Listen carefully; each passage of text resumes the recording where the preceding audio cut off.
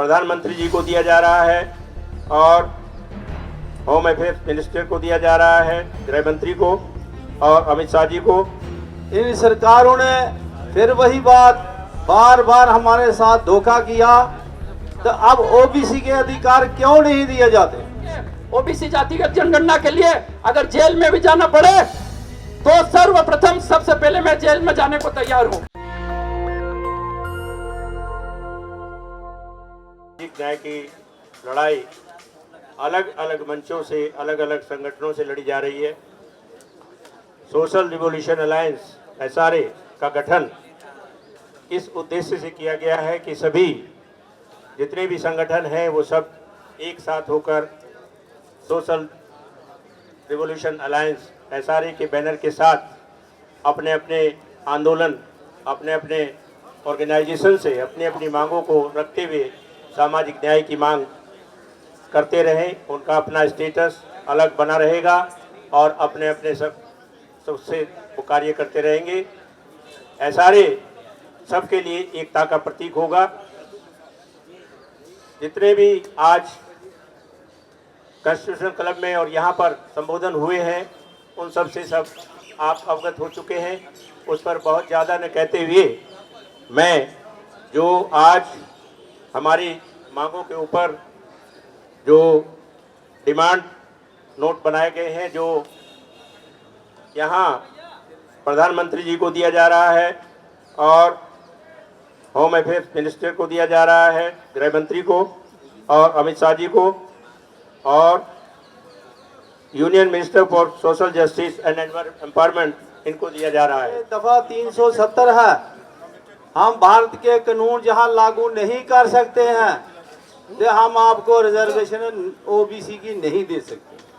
5 अगस्त 2019 को सर दफा 370 खत्म कर दी गई और वहां के ओबीसी समाज ने उसका डट कर वेलकम किया, स्वागत किया कि अब तो भारत का कॉन्स्टिट्यूशन लागू हो जाएगा और उस कॉन्स्टिट्यूशन में जो ओबीसी की रिजर्वेशन की धारा है वो भी जम्मू कश्मीर में लागू हो जाएंगी। पर ऐसा नहीं हुआ। इन सरकारों ने फिर वही बात बार बार हमारे साथ धोखा किया। हमें सब्ज बाग दिखाए गए और 2019 से लेकर 3 साल हो गया है। माननीय प्रधानमंत्री जी ने जम्मू में जाकर मौलाना आजाद स्टेडियम में छाती ठिठोर कर ये कहा था कि अगर सबसे ज्यादा नुकसान 370 से 370 दफा कराते हुए हुआ है तो सिर्फ ओबीसी को हुआ है। अब 370 दफा भी टूट गई तो अब ओबीसी के अधिकार क्यों नहीं दिए जाते? ये एक बड़ी विडंबना है। और लगातार हम 1993 से ये जंग लड़ रहे हैं लेकिन हुआ कुछ नहीं। तो इसी तरह मैं भारत की जनगणना जो है इस पर पूरा जोर देता हूं कि हमारी जनगणना क्यों नहीं होती है। जब शेड्यूल्ड कास्ट की होती है, मुस्लिम की होती है, हिंदू की होती है, जानवरों की होती है, वृक्षों की होती है, परिंदों की होती है, तो क्या ओबीसी इंसान नहीं है? आपने वायदा किया है, आप अपने वायदे की कमिटमेंट पूरी करो, वरना वो दिन आ रहा है कि हम भी आपके वायदे से दूर हो जाएंगे, आपकी कुर्सियां खाली कर देंगे। धन्यवाद। आप लोगों से यही कहना चाहते हैं, अब सबको नौजवानों को खड़ा करना पड़ेगा, नौजवानों को आगे आना पड़ेगा। उन्हीं के लिए लड़ाई लड़ रहे हैं, उन्हीं का आगे भविष्य है। हमारे जस्टिस साहब बैठे, इनको क्या मिलना है? जनता की लड़ाई के लिए जैसे तमिलनाडु का मॉडल बताया, वहां तमिलनाडु के लोगों ने कर लिया। हमारे एमपी साहब बता रहे थे कि दक्षिण भारत के लोग पहले से वहां रक्षा मिला था, इसलिए जागरूक थे।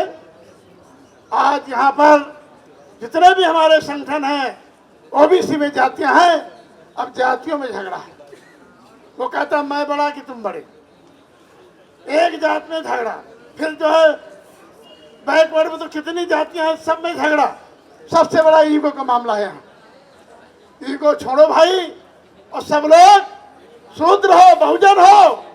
अब एक दिन बहुजन सब एक हो जाएंगे तो ये 15 वाले अपने आप भाग जाएंगे। इन्हीं शब्दों के साथ हम भागीदारी आंदोलन को जो है समर्थन करते हुए, जाति जनगणना की मांग करते हुए कि महामहिम राष्ट्रपति जी आपने शपथ लिया, बधाई हो, लेकिन जाति जनगणना हमारी कराइए और संख्या के आधार पर सभी सेक्टरों को भागीदारी दीजिए। जय हिंद। आदिवासी एक राष्ट्रपति बना है, ये संविधान की बदौलत बना है। आज हम सब यहाँ बैठे हैं और खुले मंच पर बोल रहे हैं, ये संविधान की बदौलत बोल रहे हैं, लेकिन आज वो संविधान खतरे में है। उस संविधान को बचाने की जरूरत है। सबसे महत्वपूर्ण कारण हमें जानना है कि संविधान को खतरा किससे। देश की लगभग 80% आबादी तो संविधान के पक्ष में है, तो ये कौन लोग हैं जो संविधान को खतरे में पैदा कर रहे हैं। आज मैं वो बात बताना चाह रहा हूं जो आप नहीं जानते। 2010 या 9 में गोपीनाथ मुंडे जो भाजपा के थे, उन्होंने ओबीसी जनगणना को लेकर सदन में कहा था। 2015 में अरुण जेटली जी ने यह कहा था कि यूपीए के समय जो जनगणना हुई थी उसके आंकड़े सार्वजनिक किए जाएंगे। तो मेरा यह अनुरोध है, बहुत सारे लोग हैं जो पूर्वजों से बात करते हैं किसी मंत्र के तरीके से, तो गोपीनाथ जी और अरुण जेटली जी से पूछा जाए कि भाई आपने कहा था या नहीं कहा था, और वीडियो अवेलेबल है, उन्होंने कहा था। 2018 में राजनाथ सिंह जी ने भी कहा था कि 2021 की जनगणना में हम ओबीसी की जातिगत जनगणना करेंगे, लेकिन आज गृह मंत्री बदल गए हैं, जनगणना के लिए उन्होंने मना कर दिया। कांग्रेस के उदित राज जी भी बैठे हैं, उनकी भी बात कर रहा हूं। माननीय कांग्रेस की राष्ट्रीय अध्यक्षा सोनिया गांधी जी ने अभी कुछ समय पहले वीरप्पा मोइली जी की अध्यक्षता में एक कमेटी बनाई, जिसमें यह पूछा गया कि ओबीसी की जातिगत जनगणना को लेकर कांग्रेस को अपना क्या स्टैंड रखना चाहिए। तो वीरप्पा मोइली जी की कमेटी ने वो रिपोर्ट सबमिट कर दी और मैंने व्यक्तिगत रूप से उनसे बात करी और उन्होंने ये लिखा है कि ओबीसी की जातिगत जनगणना होनी चाहिए।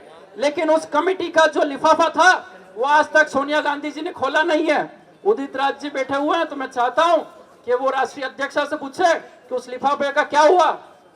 देश की 60% आबादी से जुड़ा हुआ विषय आज चुप क्यों है। आज विपक्ष भी चुप है और आज सत्ता पक्ष भी चुप है।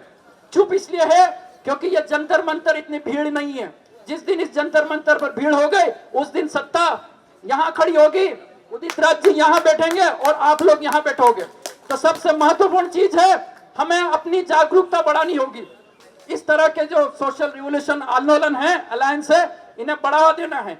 सामाजिक, आर्थिक और जातिगत जनगणना को लेकर जो हमारे साथ धोखा हुआ, 4,500 करोड़ रुपए हमारे लूट गए। हमारे पैसे थे, वो सरकार के पैसे नहीं थे, आपकी और मेरी मेहनत से कमाए हुए। और ओबीसी के लिए गर्व करने की बात है कि ये देश ओबीसी के कंधों पे चलता है। हम काम करने वाले लोग हैं, बेटे बेटे मांग कर खाने वाले लोग नहीं है। इस मंच को मैं समर्थन करता हूं और आगे ओबीसी जातिगत जनगणना के लिए अगर जेल में भी जाना पड़े तो सर्वप्रथम सबसे पहले मैं जेल में जाने को तैयार हूं और हम सब तैयार हैं। आज यहां पर हम सब पे खतरा है। ये जो सेना के जवान बैठे हैं उन पर भी खतरा है, उनकी भी नौकरियां खतरे में, उनके बच्चों का भविष्य भी खतरे में है। आज मेरी नौकरी है, मैं नौकरी कर रहा हूं, लेकिन मुझे पता है कि समय खराब आने वाला है, हम सब खतरे में आने वाले हैं। इसलिए जय हिंद, जय संविधान, संविधान बचाए। बैकवर्ड क्लासेस में जो DNT most backward class backward और सब वर्ग के 85% से रिप्रेजेंट करते हैं, जो सब लोग उसका प्रतिनिधित्व कॉन्स्टिट्यूशन क्लब में आए हैं और इधर भी जो भाग लिए हैं। इस वास्ते हम जो अपने मार्गदर्शक लोग हैं, अपने तेजेंद्र सिंह दिल्ली जी, वीरेंद्र सिंह यादव, महर भाई और दर्दू है, अपने हमारे दादा बहादुर, हर राष्ट्र में से आया है। सबको मैं धन्यवाद देते हुए यही मैं कहना चाहता हूँ, ये हम सबका है, ये पूरा बैकवर्ड क्लासेस का है। बैकवर्ड क्लासेस माना उसका डेफिनेशन है scheduled caste, scheduled tribe and all backward classes belonging to Muslim, Sikhs और Buddhist, जो भी बैकवर्ड क्लासेस है वो सब लोग बैकवर्ड क्लासेस में आता है। जैसा उदित राज ने बोला, जो 60-70% मुस्लिम जो बैकवर्ड क्लासेस में है, क्योंकि वो लोग भी अपने काउंटर पार्ट थे और उसमें भी सिक्स में भी एससीस है और बीसीस है, फॉरवर्ड क्लास है। क्योंकि यहाँ के जो सवर्ण अपने लोगों था और अपने जो अपने चतुर्वर्ण था वही वर्ण वाले जो कन्वर्ट किया, जो मुस्लिम हो, सिख हो और किसमें भी हो, मगर जब भी कन्वर्ट हुए बाद भी अपने डिस्क्रिमिनेशन, अपने पिछड़ापन, अपने ऑक्यूपेशन, अपने कारोबार बदला नहीं है, उसी में हम जी रहा है। उस वास्ते हम वैसा पिछड़े ही रह गए हैं, मगर फिर भी हम जो गलत फहमी से रिजर्वेशन बोलता था मगर अभी आज ये रिजर्वेशन की क्यों रिजर्वेशन है, वो भागीदारी के संबंध में और अपने हिस्सेदारी के संबंध में और अपने रिप्रेजेंटेशन के संबंध में ये रिजर्वेशन का शब्द आया है, मगर असली में अपने भागीदारी का विषय, अपने हक का विषय है, अपने राइट का विषय है। क्योंकि संविधान में जो जस्टिस, इकोनॉमिक, पॉलिटिकल एंड अपने सोशल और लिबर्टी, इक्वालिटी, फ्रेटर्निटी, इक्वालिटी बोलता है सब लोगों को equality, all religions are equal under the constitution, all human beings are equal under the constitution, और हर आदमी इक्वल रहता है, इक्वल अपॉर्चुनिटी होना, इक्वल रिप्रेजेंटेशन होना, इक्वल हिस्सेदारी होना, इक्वल भागीदारी होना, ये कॉन्स्टिट्यूशन बोलता है। और उसमें समझने में अपने को थोड़ा देर हुआ है, मगर अभी अपने लोग जागरूक होता है, क्योंकि अपने को अच्छी लोग जुड़े हुए हैं, जो अपने स्टूडेंट्स हैं, जो टेक्निकल पर्सन है, सोशल मीडिया में है, और प्रोफेसर्स है, जजेस है, डॉक्टर्स है, लॉयर्स है, फार्मर्स है, और कहीं भी अपने डिफरेंट ऑक्यूपेशन, विश्वकर्मा है, नाई है, अपने कई अपने पार्टनर है, फिशरमैन, वाशरमैन, कई संगठनों का है, वो सब मिलके जो आया, सबको हर एक नाम से मैं उसको धन्यवाद करता हूँ। और अभी और जब कभी भी दिल्ली में करता है जो main social central working committee का मीटिंग थोड़े लोगों के अंदर हो सकता है, मगर कभी भी अगर धरना करता है 10,000 के नीचे कभी भी नहीं होना चाहिए, न तो ना करना, ये मेरा ये भावना है। अभी तो बड़ा अपने मीटिंग करते हैं ना, धरना करता है, एटलीस्ट अपने 10,000 लोग है तो उसके कुछ असर पड़ता है, नहीं तो इसना कभी भी देखा है कोई भी एक retired chief justice, national commission for backward classes chairman, जो यूनियन कैबिनेट मिनिस्टर दर्जा का है, एक जस्टिस से जो रोड के ऊपर आके धरना करे तो कभी देखा है हिस्ट्री में, कभी है आपके सामने? क्या जरूरत है हमारे वास्ते?